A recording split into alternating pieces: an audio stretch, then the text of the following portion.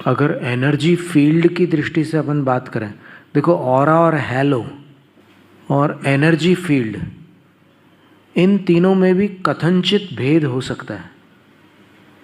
क्योंकि energy field अगर अपन देखें तो अभी कुछ वर्षों पहले ये अहमदाबाद के जो साइंटिस्ट हैं डॉक्टर अमरीश मेहता, उन्होंने गोमटेश्वर बाहुबली भगवान का एनर्जी फील्ड अपने उस यंत्र से नापा। तो उसको नापने का तरीका ये है कि वो जो एनर्जी रीडर नाम का जो यंत्र है, उसके बीच में भगवान का गंधोदक अथवा भगवान जहाँ पर है वहाँ की धूल उसमें लगानी पड़ती है, क्योंकि कुछ कनेक्शन चाहिए। और उसके बाद फिर वो गए दूर, तो वो पहाड़ से नीचे उतर आए, लेकिन फिर भी वो एनर्जी रीडर जो है भगवान की तरफ ही पॉइंट कर रहा था, यानी उसका मुंह जो था भगवान की तरफ ही था।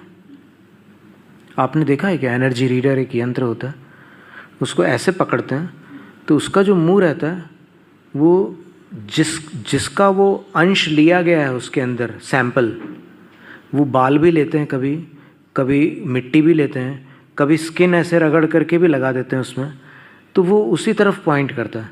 और उसके बाद जब एक दूरी पूरी हो जाती है तो सामान्य मनुष्यों की आभा जैसे 1.5 मीटर की बता रहे थे वो, तो 1.5 मीटर के बाद वो ऐसे ऐसे घूमने लग जाता है, माने वो रिलैक्स हो जाता है, फ्री हो जाता है। 1.5 मीटर तक वो वहीं फोकस करता है उसकी तरफ, तो वो समझ जाते हैं कि इतनी दूरी है, बस यहाँ पर उसकी आभा ख़त्म हो रही है, एनर्जी फील्ड समाप्त हो गया। और भगवान का वो लेकर के जब निकले तो उन्होंने फिर नीचे गाड़ी में बैठ करके थोड़ा और आगे जाने का प्रयास किया, तो भी वो एनर्जी रीडर वहीं पॉइंट कर रहा था।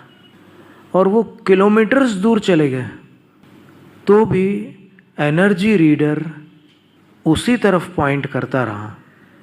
तब उनने सोचा कि ऐसा एनर्जी फील्ड मैंने लाइफ में और कहीं किसी का नहीं देखा है। वो एनर्जी फील्ड गोमटेश्वर भगवान बाहुबली का है, इतनी हाई एनर्जी। अब अगर गोमटेश्वर प्रभु का आभा मंडल किलोमीटर्स दूर जाता है, तो फिर तीर्थंकर भगवान का